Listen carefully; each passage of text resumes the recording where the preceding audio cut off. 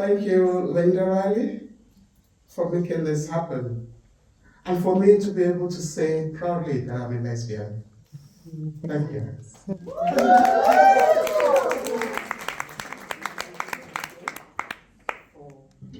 The invitation. Thank you, Rosie. You've been on this journey with me for a long time too.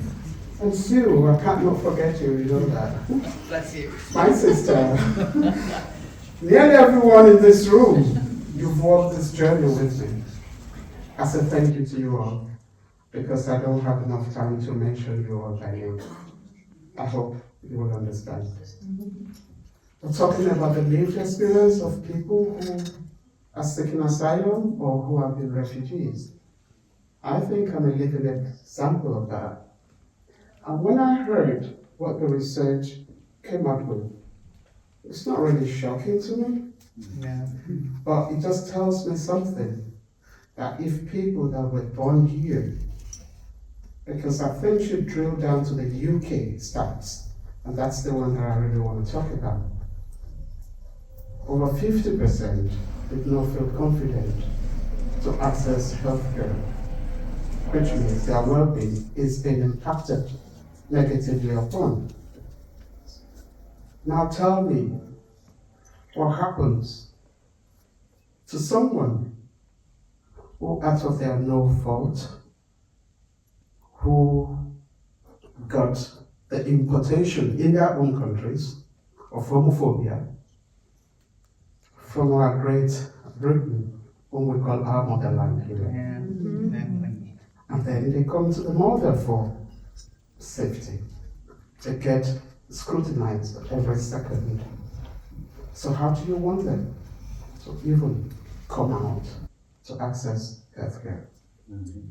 That's what I want you to think about. And we know what that means for anybody's mental health. I was sectioned when I was going through this. I've never shared this publicly before. Twice I was, because of the impact of going through the asylum system, which took me 13 years.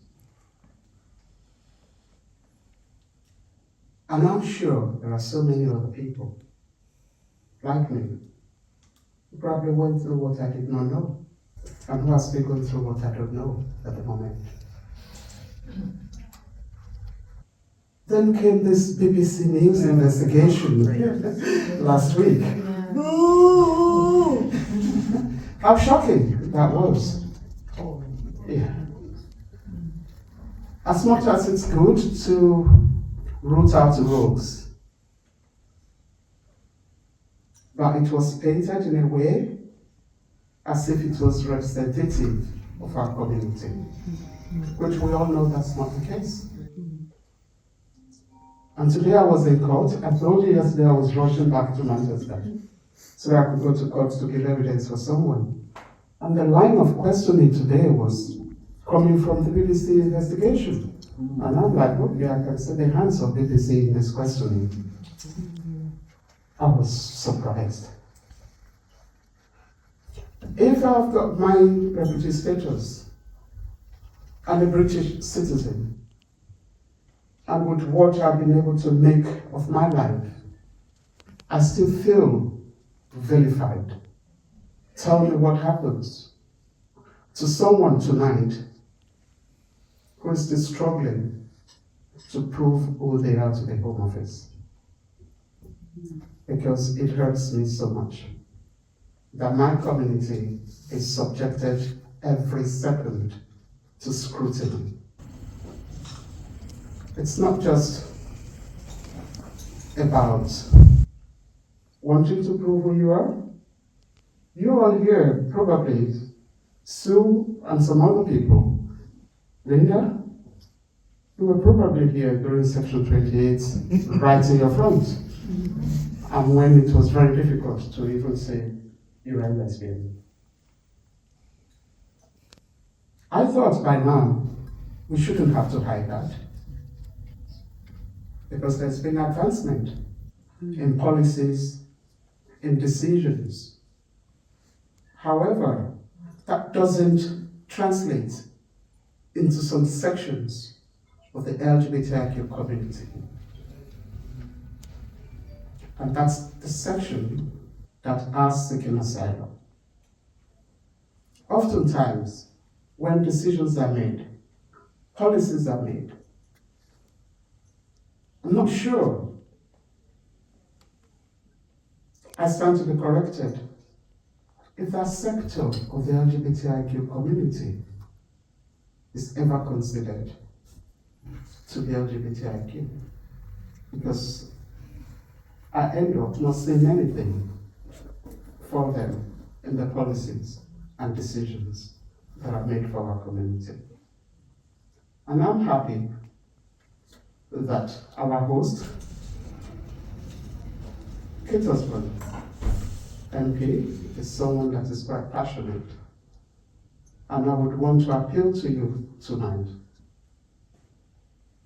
I know that you know about us. You mentioned migrants, so it tells me that you know about us.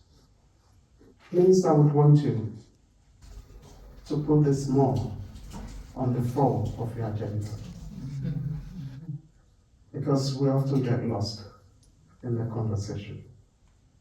We are all lesbians, regardless of where you come from. A lesbian is a lesbian. I love women. I love to grow them. Yeah. So, how do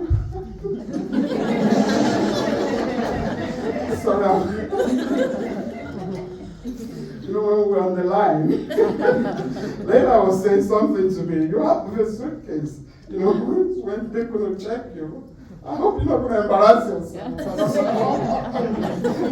So I thought about it before leaving home. Yeah, a lesbian is a lesbian.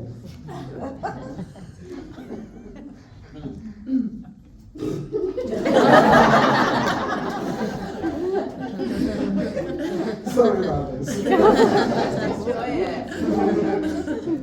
Yeah, so please, I want you to remember this, that your decisions should include people seeking asylum of African heritage and of the global majority.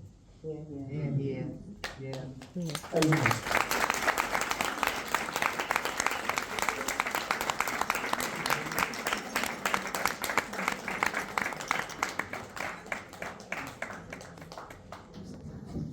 Sorry? I didn't get my line right. It does give me pleasure once again. I've mentioned her name when she was not in the room, I think. Kate Osborne, MP. Thank you.